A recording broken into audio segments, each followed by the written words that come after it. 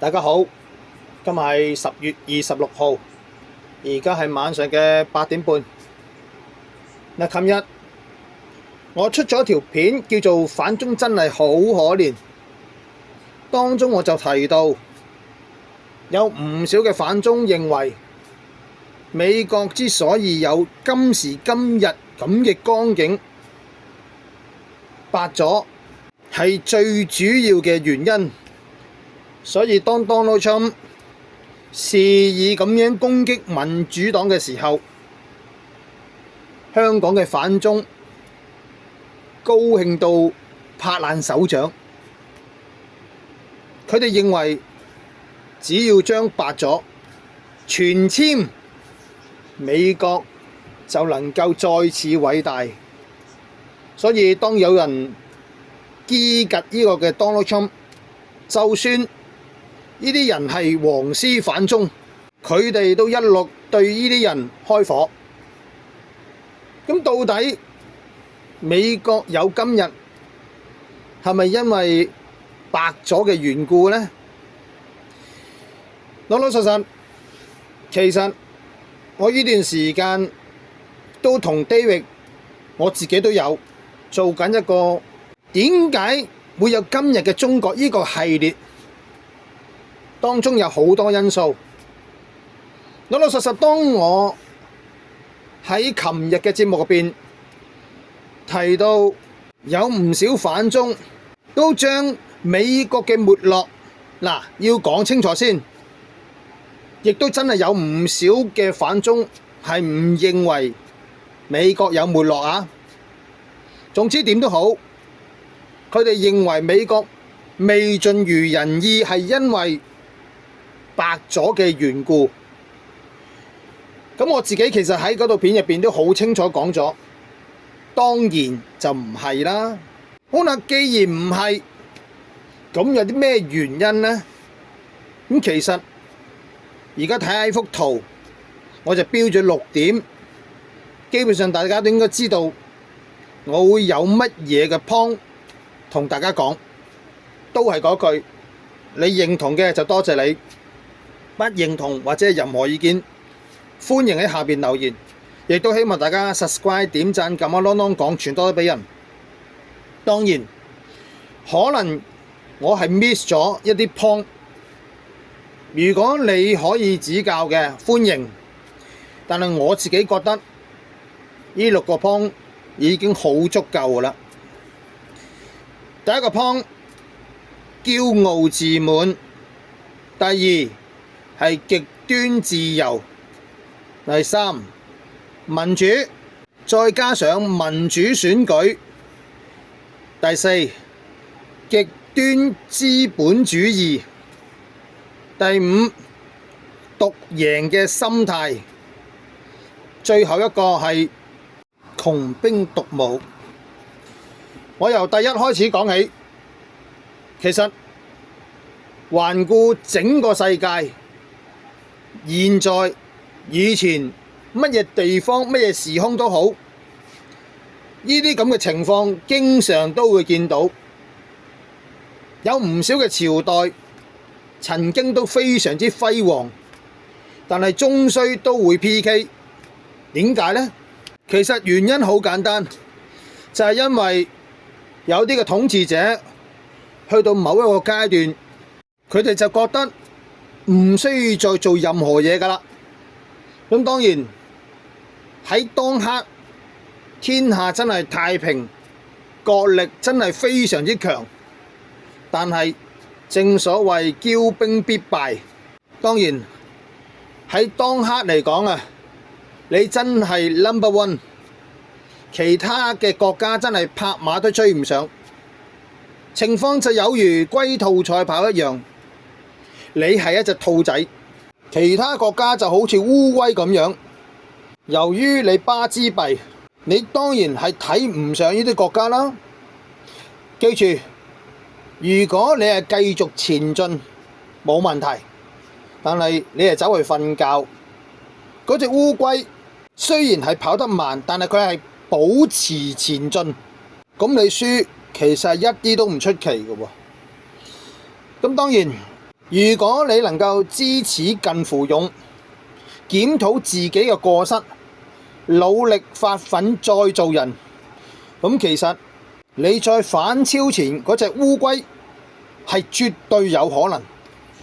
不過跟住落嚟我講5點，基本上就已經深深咁樣打擊咗你再往前走嘅可能性。好多人唔明白點解今時今日嘅美國唔能夠反超前烏龜。嗱，我先至聲明，我咁講呢好似對中國大不敬，但係龜兔賽跑，烏龜其實係好正面嘅一個形象嚟㗎嚇。或者我哋嘗試用最新鮮滾熱辣嘅時事嚟同大家解釋下極端自由嘅問題。我成日都講，對於稀土呢一個嘅問題，美國係難以解決嘅。點解？人才問題。美國唔係好多人才嘅咩？其實你只要睇真啲，大抵你就明白，美國嘅人才根本就唔係嚟自於佢本土嘅。你諗下，美國嘅教育制度到底係點嘅？嗱，好多中國人嘅父母呢，都好崇尚美西方嗰種教育方法。佢哋覺得小朋友喺嗰啲地方度會冇乜壓力，讀書會好開心。咁當然乜都唔使你做，聽落就梗係開心啦。但係事實上，一個冇壓力嘅人生，其實就似足我哋喺呢個太空嗰度生活1年。但係當我哋再次返落地球嘅時候，我哋基本上行唔到路啦。點解啊？因為喺太空冇任何嘅壓力咯。題外話，大家應該有睇過《龍珠》。如果你有睇《龍珠》嘅話，大抵你會見到孫悟空同比達呢啲，佢練功係用壓力嚟做佢哋嘅基本嘅訓練方法。當然你係可以唔認同我所講嘅，不過點都好，喺美西方呢一個地方，你會見到喺任何嘅領域上面，佢哋都係採取極端嘅自由。例如佢哋覺得女人有佢哋嘅身體自主權，所以佢鍾意去做妓女冇問題，佢鍾意去墮胎冇問題。嗱，呢一部分的而且確係白咗嘅一啲嘅提倡，但係共和黨呢啲又係唔係冇相對嘅極端自由呢？當然係唔係啦。嗱，其實喺1950年之後，共和黨就不斷喺讓美國人優先、白人至上、極端個人主義呢啲議題上面炒作。頭先所講嘅極端個人主義，唔係就係極端自由咯？我唔知大家有冇學過理科？如果大家有學過理科，咁大家就應該有機會接觸過 chemistry， 即係化學。點解我哋會有台㗎？點解我哋會有把刀㗎？其實如果大家學 chemistry 嘅時候，應該都知道我哋所有嘅物質其實都係由粒子所砌出嚟嘅。好啦，既然砌得出嚟，又能唔能夠可以散咗佢呢？得嘅。基本上任何嘅物體遇熱，粒子就會分解。但係最重點係點解會分解？因為粒子與粒子嗰個關係，如果喺熱嘅狀態，就會變得極不穩定。人人都非常亢奮，唔能夠走埋一齊，唔能夠和衷共濟。所以點解香港會有19年嘅黑暴？大家明白嗎？當冷靜咗之後，人與人之間就能夠結合，就能夠可以合作。但係有啲人佢唔希望見到有台有凳有杯有碟，於是佢就揾好多嘅熱力，令到呢啲嘅粒子四散，結果一事無成。大家諗諗，點解中國會有今時今日呢個地步？其實我之前講過，合作合群係一個好重要嘅因素。好啦，講到呢度，我哋又要講到去民主同民主選舉。其實我多次講過，點解美國要輸出民主或者民主選舉呢？我明白一定有人話民主唔係淨係得美國先至有嘅，我明白。但係普遍嘅人都會認為美國就係民主嘅燈塔。當然今日我哋好清楚見到根本就唔係咩民主，但係一般人嘅心目中都仍然認為美國係民主嘅燈塔。但係我正正就係想講俾大家聽，點解美國要將民主同埋民主嘅選舉呢個制度廣泛推俾世界唔同嘅地區同國家呢？好簡單，因為一旦你行咗呢套嘢，基本上你好難合群。頭先我先講咗，極端嘅自由會令到一個國家好難成事。民主其實或者民主選舉，你會見到就係呢樣嘢。嗱，當然一定要補充，如果嗰啲嘅市民有好高嘅質素，行民主可以係冇問題。但係暫時我哋見到嘅絕大多數嘅人都冇咁嘅質素。嗱，早前英國咪進行呢個嘅脫歐公投嘅，結果係點樣啊？結果就係脫到歐，不過隨之而嚟嘅就係有好多人話唔得唔得，再嚟過。大家可以見到民主或者民主選舉係會令到一個國家點樣嘅回事。到第四樣嘢就係極端資本主義。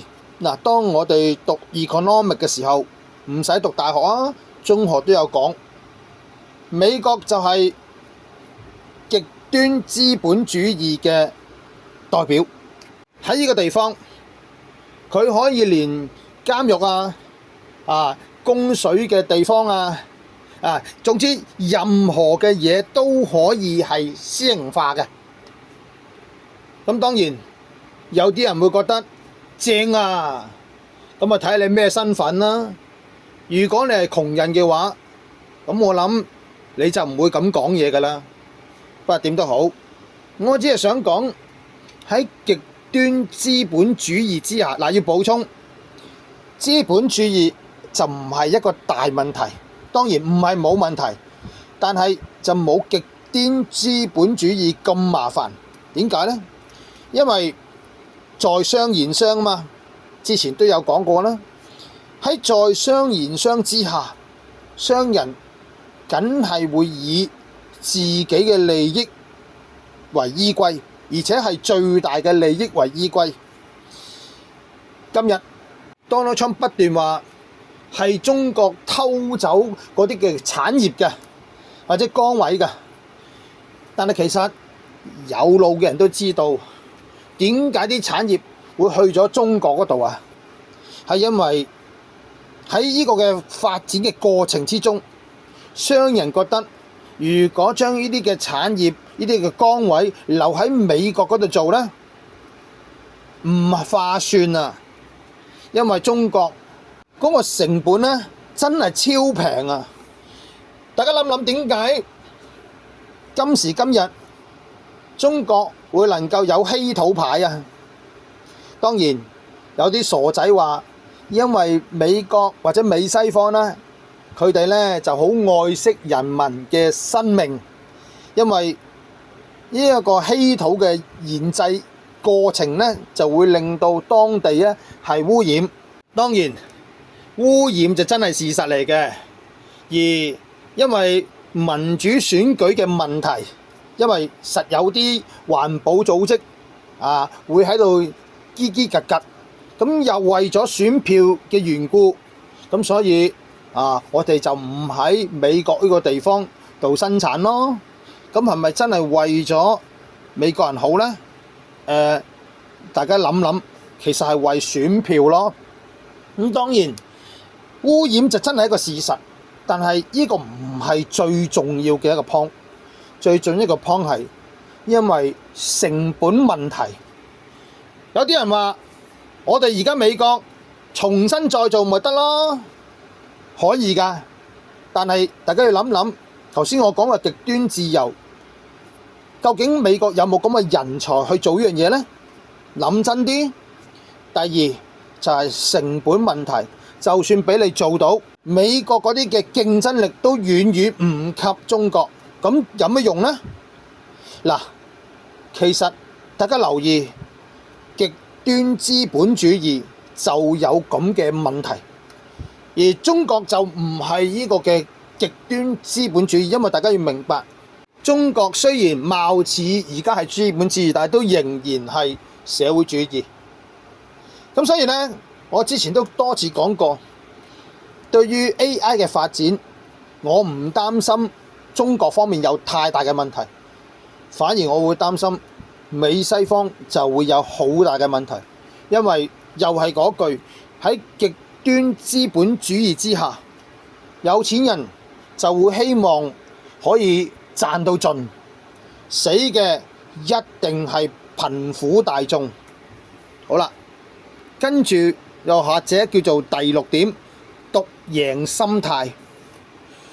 獨贏心態有啲咩後果呢？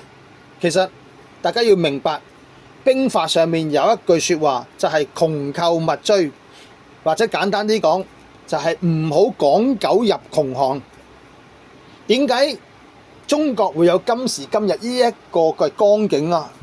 其實港九入窮巷係其中之一個因素，因為當其時候美西方希望壓迫中國，希望打壓中國，但係要明白，如果中國係冇路可走嘅話，佢唯有係反咬一口嘅啫。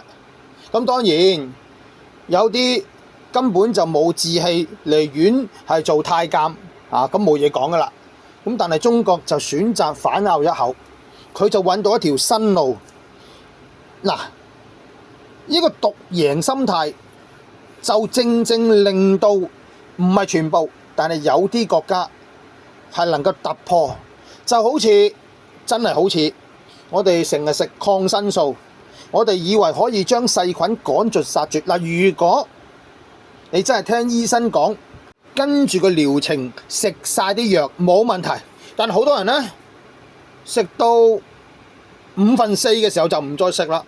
咁於是呢，整下呢，咁當然啦，抗生素食得多，亦都真係會對呢啲細菌啊、病毒啊有呢個嘅抗藥性。咁於是呢，一旦佢能夠突破細菌嘅變種，咁對人類就好大嘅威脅啦。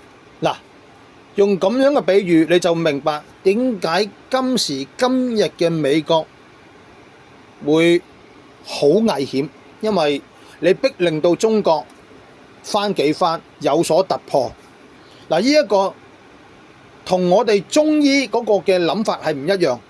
我經常都講，你睇一睇中醫同西醫嗰個嘅醫治方法呢，你就能夠掌握到一啲嘅竅門。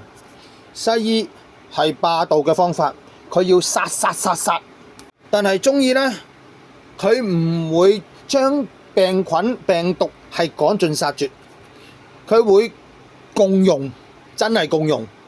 咁因為你冇逼令到佢要去變種，所以你能夠控制到佢。嗱，呢個就係我點解講美國之所以有今日獨贏心態，係佢哋有獨贏心態，係一個好大嘅因素嚟㗎。最後一個都唔使講啦，大家應該知美國窮兵黷武。咁窮兵黷武又點啊？大家要理解呢個軍事呢一方面嘅支出，佔美國嘅支出好大㗎。美國之所以有咁嚴重嘅財赤，同呢一方面有莫大嘅關係。